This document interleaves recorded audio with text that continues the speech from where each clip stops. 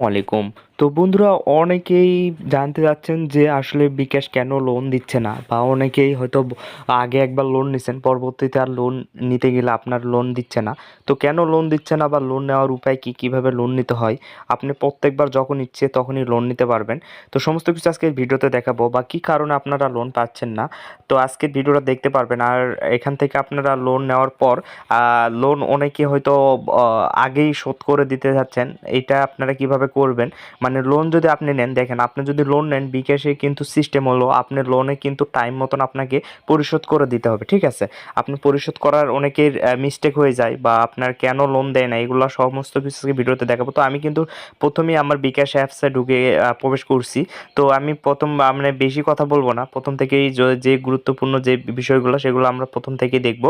তো আমি যেহেতু বিকাশ অ্যাপসে প্রবেশ করছি, আমি এখান থেকে এই যে লোন অপশনে যাব। তো লোন অপশনে যাওয়ার পর এখান থেকে দেখতে পারবেন যে আমি সর্বমোট এখানে কত টাকা লোন নিছি।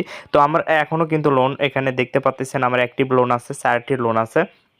আর এখান থেকে আমার এই যে দেখেন, এপ্রিলের 9 এপ্রিলে আমাকে পরিশোধ করতে হবে 309 টাকা। আপনার এখান থেকে আমাকে পরিশোধ করতে হবে, এবং আমি পরিশোধ করছি আগে যে লোনগুলো, টোটাল যে 4টি লোন নিছি এর মধ্যে আমি 41% পরিশোধ করছি। এবং আমার এখনও কিন্তু এখান থেকে লোন শো করতেছে।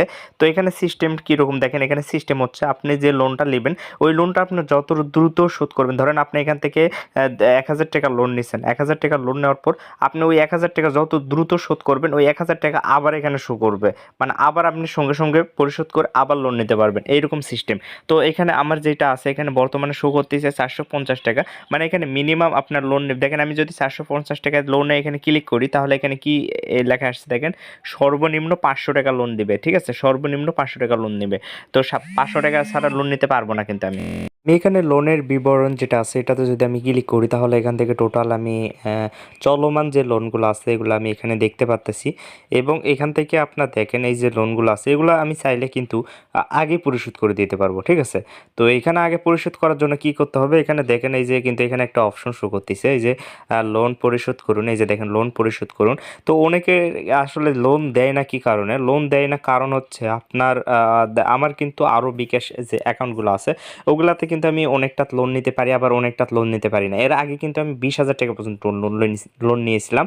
তো এখন আমাকে কিন্তু অত টাকা দেয় না, কারণ আমি কিন্তু যখন লোন আমি নিয়েছিলাম অনেকটা আমি এমনটা হাত শর্ট হয়েছিল যে আমি আর লোন পরিশোধ করার মতনও আমার এক নেই। তো এইরকম একটা পরিস্থিতিতে পড়েছিলাম। তো এরপর তো পরবর্তীতে আমার লোনটা আসলে বন্ধ হয়ে গেছিলো।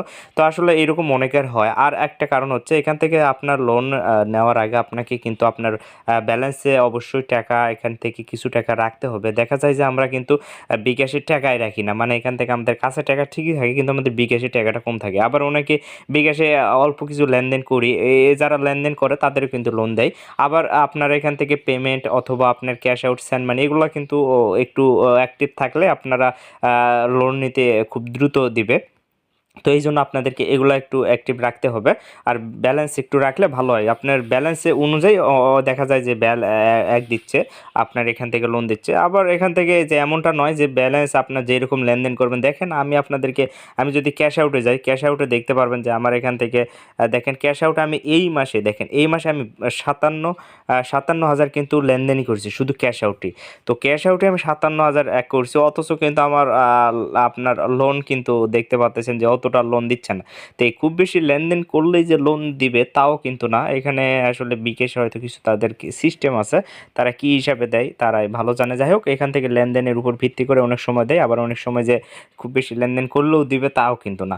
তো যাই হোক, এখান থেকে লোন আপনারা পাওয়ার জন্য আপনারা একটু লেনদেন করবেন, বিল দিবেন, তারপর এখান থেকে ক্যাশ আউট সেন্ড মানে এগুলো একটু অ্যাক্টিভ রাখবেন, তাহলে লোন দেবেন। লোন নেওয়ার উপায় বা লোন অনেকে কেন পাচ্ছেন না আশা করি বুঝতে পারছেন। আর লোন যারা নিয়েছেন একটু চাইলে আগে পরিশোধ করে দিতে পারবেন। এখান থেকে এই যে আমি আপনাদেরকে দেখালাম যে লোন পরিশোধ করুন, এখানে যদি আমি ক্লিক করে ফেলি তাহলে এখানে সর্বনিম্ন কিন্তু 10 টাকা হলে লোন পরিশোধ করে দেওয়া যাবে। এই যে দেখেন, আপনার সর্বনিম্ন কিন্তু 10 টাকা হলেই আপনি লোন পরিশোধ করবেন। এখানে ক্লিক করে দেখেন, এখানে ক্লিক করে সর্বনিম্ন 10 টাকা, আমি যদি 20 টাকা দেই তাহলে এখান থেকে দেখেন আমি ক্লিক করলাম। তো এখানে একটা জিনিস জিনিস খেয়াল করেন, আপনি যদি 20 টাকা আমি যদি দিই তাও ইন্টারেস্ট কাটতেছে কত টাকা, 2 টাকা আপনার 76 পয়সা। তো আমি এখান থেকে যদি 50 টাকা দিই, দেখেন 50 টাকার এখান থেকে দেখেন একই কিন্তু আপনার ইন্টারেস্ট কাটতেছে, ঠিক আছে। তো এই জন্য আপনার কি হচ্ছে, এখানে কিন্তু আমার লস যাচ্ছে, কারণ আমি এখান থেকে আমার যেটা ইন্টারেস্ট সেটা কিন্তু ঠিকই কাটতেছে, আমার কিন্তু এখান থেকে যে দেখেন আসল 47 টাকা এখান থেকে যোগ হচ্ছে। তো মানে এটা কিন্তু মানে ইন্টারেস্ট কাটবে, আপনি আপনার যে লোনের যে একটা মানে তারা যে লাভটা নেবে যেটা বলেন সেটা, আমি এখান থেকে যদি 200 টাকা সিলেক্ট করি তাও দেখেন ওই একই কিন্তু ইন্টারেস্ট তারা নিচ্ছে, ঠিক আছে। তো যাই হোক, এখান থেকে আমি এখন আপনাদেরকে 20 টাকা দেখেন, আমি 20 টাকা এখান থেকে আমার যেহেতু এখান থেকে লোন আমার কিন্তু টাইমের আগে মানে মেয়াদ যেটা যে টাইমে কাটে নেবে তার আগেই কিন্তু আমি দিচ্ছি, ঠিক আছে, আমি পরিশোধ করে দিচ্ছি। তো এইরকম আপনি চাইলে কিন্তু আগে পরিশোধ করে দিতে পারবেন, তাহলে আপনার আবার পরবর্তীতে লোন এক হবে।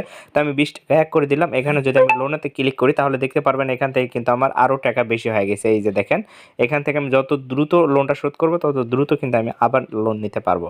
তো আশা করি আপনারা বুঝতে পারছেন লোনের বিষয়ে। আপনাদের যদি কোনো প্রশ্ন থেকে থাকে অবশ্যই বলবেন, আর পরবর্তীতে আপনারা কি ভিডিও চাচ্ছেন, আবার কোন টাইপের ভিডিও পছন্দ সেটিও কমেন্টে বললে ভালো হয়। সবাই ভালো থাকবেন, আল্লাহ হাফেজ।